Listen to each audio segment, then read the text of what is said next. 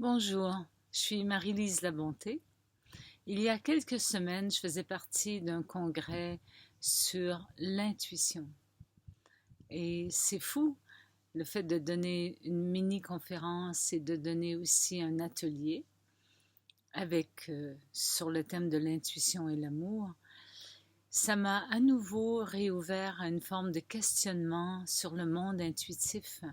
Et pourtant, je suis bien placée pour vous parler d'intuition.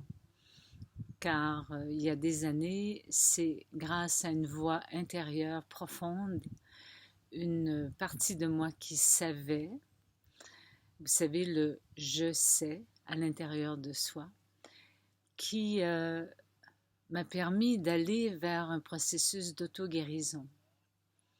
Alors, ma question, comme je vous pose toujours des questions, c'est est-ce que vous êtes connaisseur, connaisseuse de votre monde de l'intuition, votre monde intérieur qui vous parle à travers la voix de votre cœur, la voix de votre âme, à travers l'hémisphère droit de votre cerveau.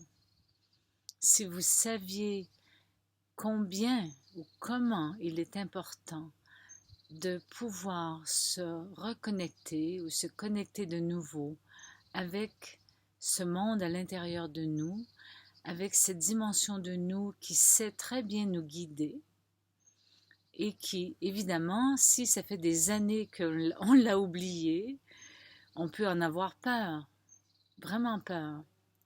C'est ce qui fait que dans ma vie, souvent j'ai entendu la voix de mon intuition après m'être auto-guérie. Dans mes relations avec les hommes, par exemple, ne va pas là. Et moi, j'y allais en courant parce que c'était mon ego qui prenait la place, ma personnalité amoureuse qui avait besoin de se confronter à des choses que mon inconscient, mon âme connaissait déjà. Et oui, je m'y suis brûlé quelquefois les ailes, je m'y suis confrontée, je m'y suis frottée, comme on dit. Et je me souvenais que quand j'avais choisi la relation, il y avait une voix à l'intérieur de moi qui disait ne va pas là. Donc, il y a quelquefois, c'est sûr que je n'ai pas suivi la voie de mon intuition. Par la suite, évidemment, après quelques expériences semblables, j'ai suivi la voie de mon intuition. Et c'est extraordinaire de suivre la voie de son intuition parce que ça nous permet, enfin moi, ça m'a permis vraiment d'entrer dans une relation très fluide avec la vie. Alors attention, c'est pas tous les jours que je suis à l'écoute de mon intuition. Mais quelquefois, quand je suis devant une situation qui me pose question, qui pose question à la fois à ma personnalité, mais qui peut aussi poser question à mon âme, je demande le soir avant de me coucher à mon âme, à mon intuition, à mon inconscient, la partie de moi qui sait, est-ce que je pourrais avoir des signes, est-ce que je peux avoir des rêves qui vont m'aider dans répondre à une question que je pose.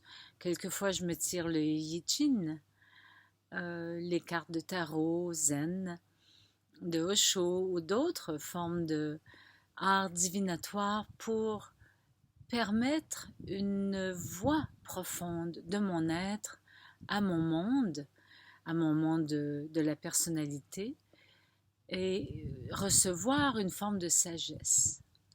Alors, je vous invite vraiment à prendre le temps de suivre votre intuition, même si quelquefois c'est confrontant, c'est révélateur aussi de dimensions de nous qui avons peur de l'inconnu, qui avons peur de où est-ce que je m'en vais si je suis cette voie, parce que évidemment, comme je disais dans mes conférences lors de ce congrès sur l'intuition, qu'il y avait des parties de moi qui, quelquefois, se sentaient bouleversées par la voix de l'intuition.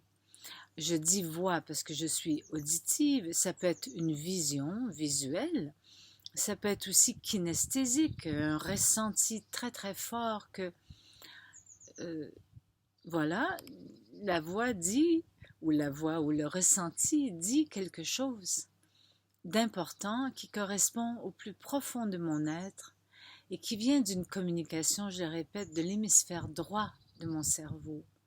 Et de cet hémisphère, nous en avons besoin pour maintenir un équilibre avec l'hémisphère gauche, l'hémisphère de la logique.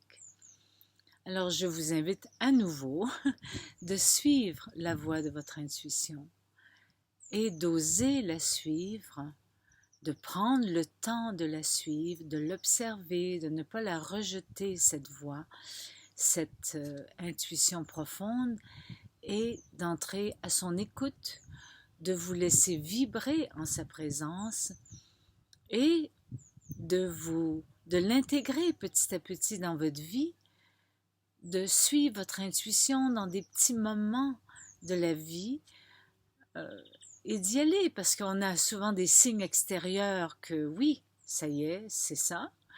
Puis même ces signes, on ne veut pas les voir. Alors, ça peut être bouleversant de suivre son intuition. C'est bien de le reconnaître. C'est pas ah, je vole sur des nuages, je suis mon intuition, je suis un être parfait, je suis un être spirituel. Non, non, non, non, non, attention à l'ego spirituel.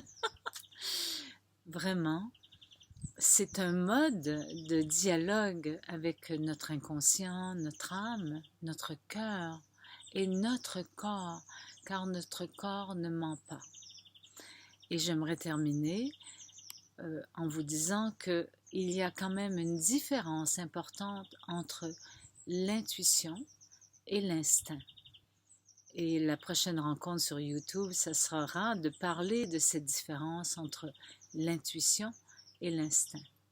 À bientôt. Merci.